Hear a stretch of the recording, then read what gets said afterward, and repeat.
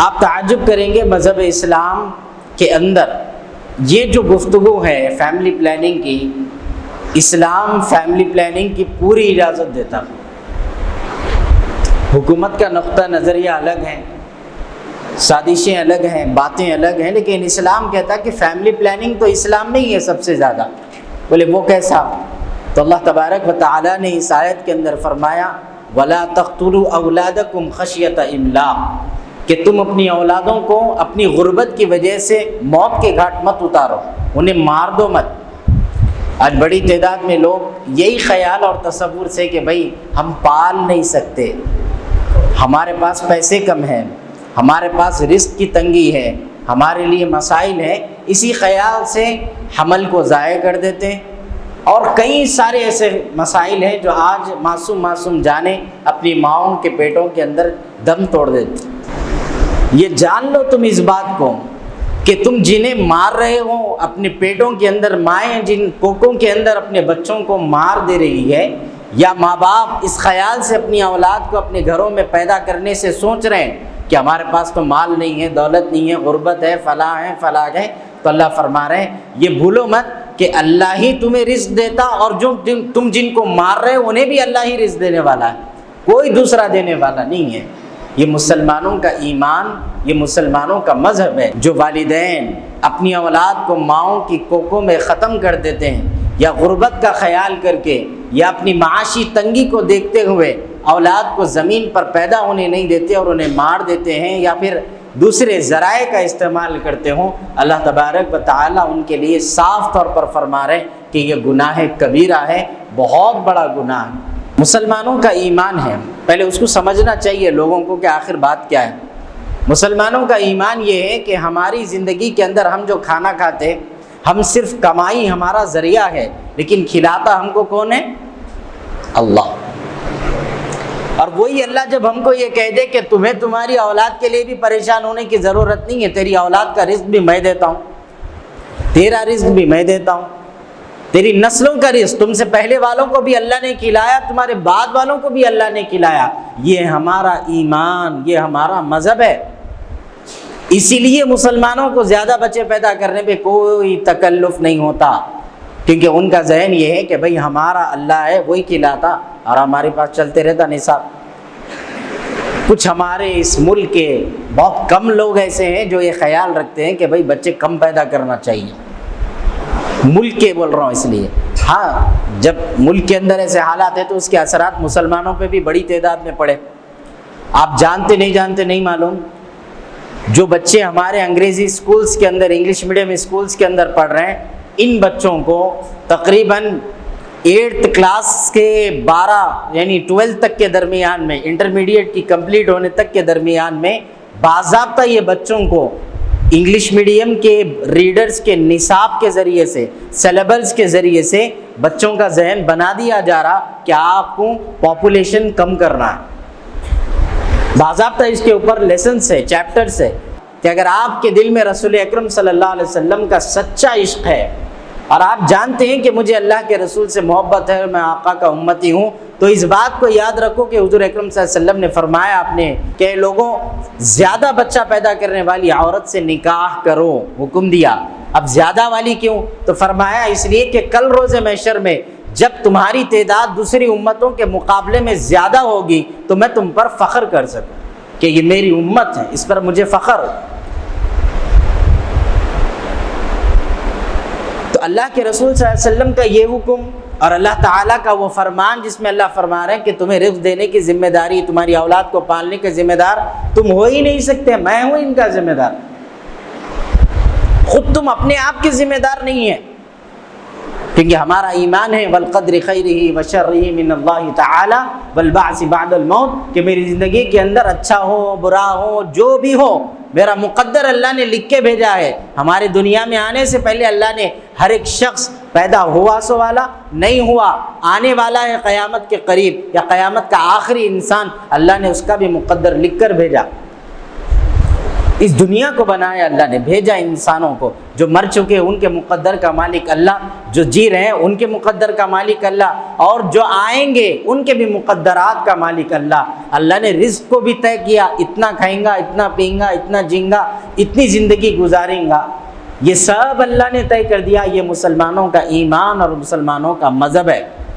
اسی لیے مسلمان اپنے گھریلو معاملات میں آزاد ہیں کہ وہ جو چاہے وہ کریں، لیکن افسوس ہے کہ ہمارے بچوں کو دین کی یہ تعلیمات سے واقف نہیں کرا سکے ہم لوگ۔ اور اسکولز کے اندر باضابطہ بچوں کو مہم کے تحت 8th کلاس سے 12th کے درمیان میں نصاب سلیبس بنا دی ایسا، اس ملک کے اندر نفرت کو پھیلانے کے ذمہ دار بن کر سیاسی ووٹوں کے لیے وزیر اعظم نے کہہ دیا کہ جو لوگ بچے زیادہ پیدا کرتے، اور اس کا اشارہ مسلمانوں کی طرف دے دیا۔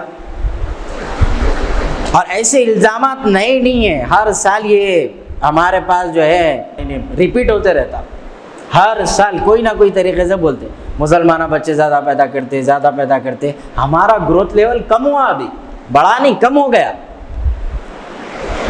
2012 کا جو تھا وہ 24 کی حد تک اب لا کے دیکھیے، آپ خود انٹرنیٹ آپ کے ہاتھوں میں، آپ سرچ کریے، آپ کم ہو گیا ہمارا گروتھ لیول۔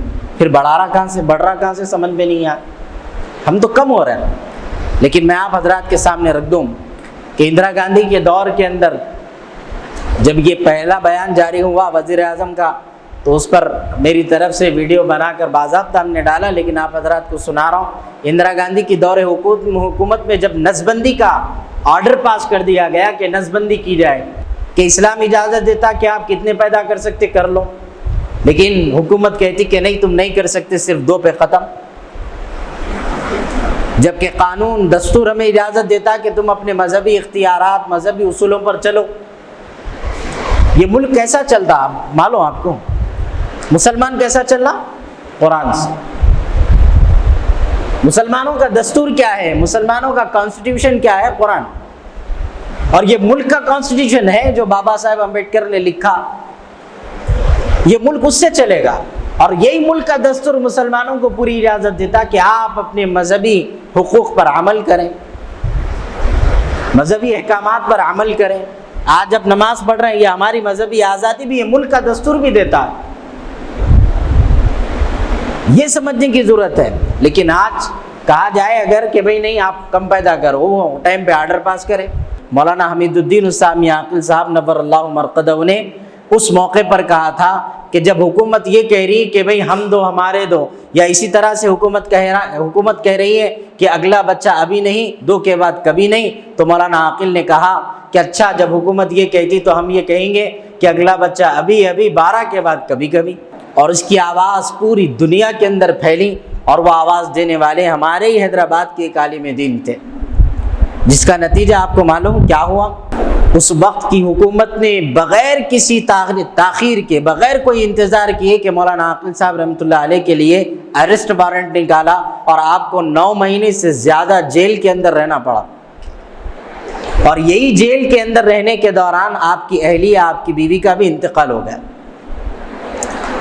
اور آپ جیل میں ہی تھے۔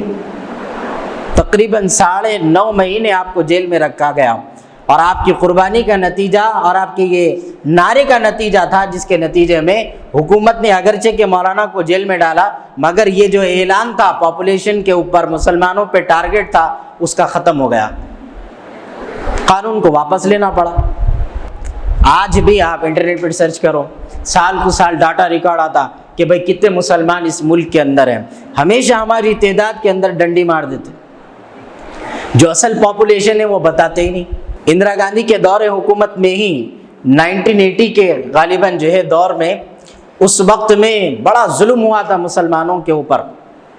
تو اندرا گاندھی وزیر اعظم تھیں، تو ان کے پاس گئے اپنے حیدرآباد کے بڑے بڑے علماء، جب متحدہ آندھرا پردیش تھا اس کے بڑے بڑے ذمہ داران جب وزیر اعظم سے ملے اور مل کے بولے کہ آپ مسلمانوں پہ کیوں ظلم کر رہے ہیں آپ کی حکومت، تو انہوں جواب میں یہ بولے، آپ ہنستے بھی یہ باتیں سنیں تو، انہوں جواب میں یہ بولے کہ بھائی مسلمان 14 کروڑ ہے۔ کتنے؟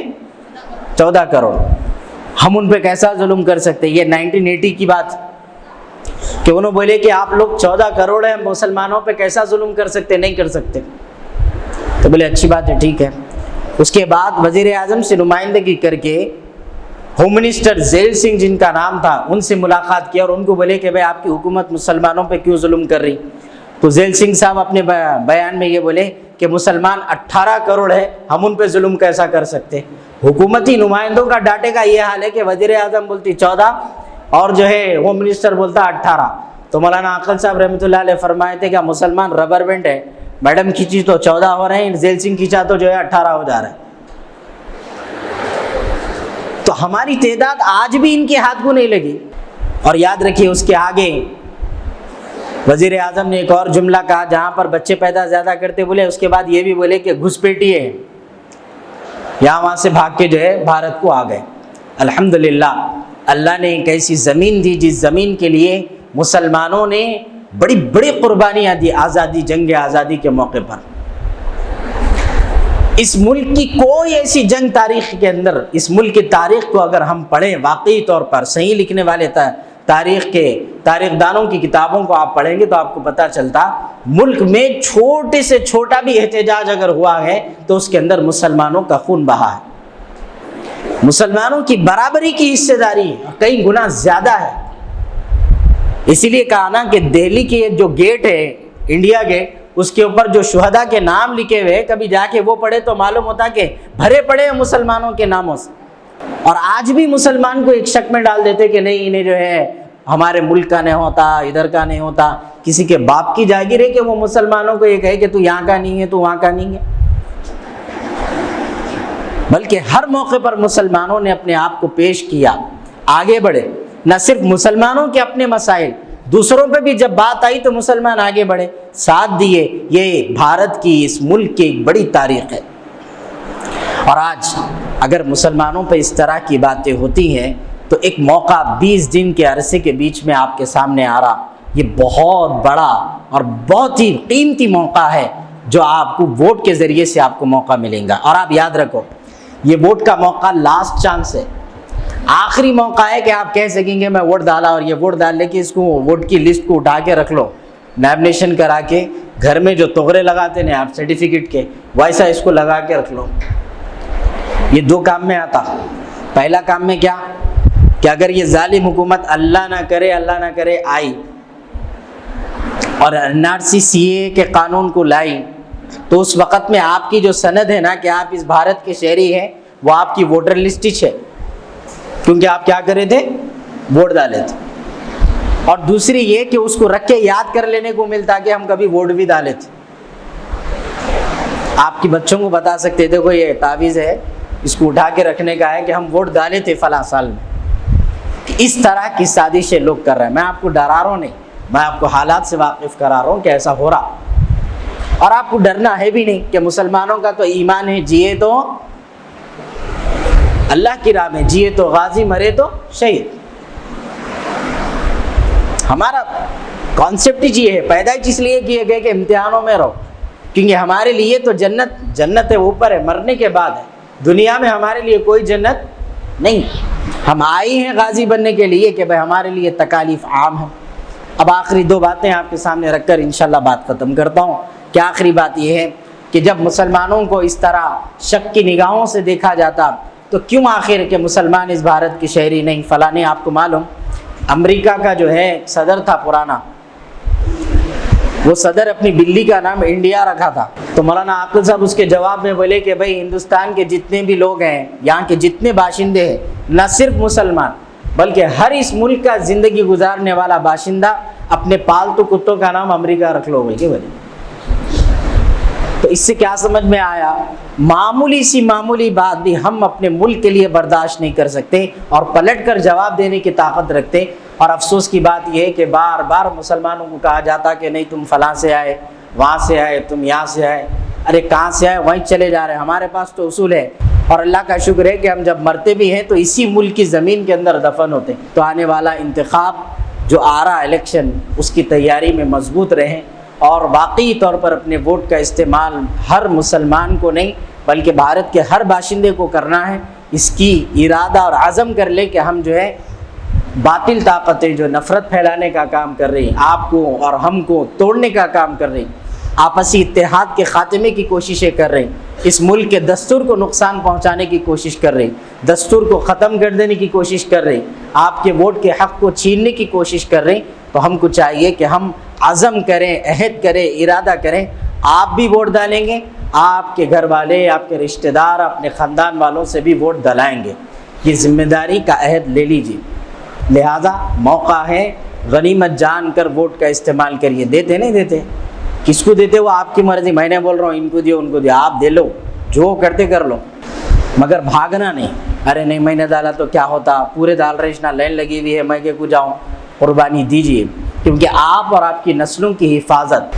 اب تو گھبرا کے یہ کہتے ہو کہ مر جائیں گے، مر کے بھی چین نہ پایا تو کدھر جائیں گے؟ خدا ہی ملانا وصال صنم، ادھر کے ہوئے نا ادھر کے۔ تو لہٰذا ووٹ کا استعمال کریے۔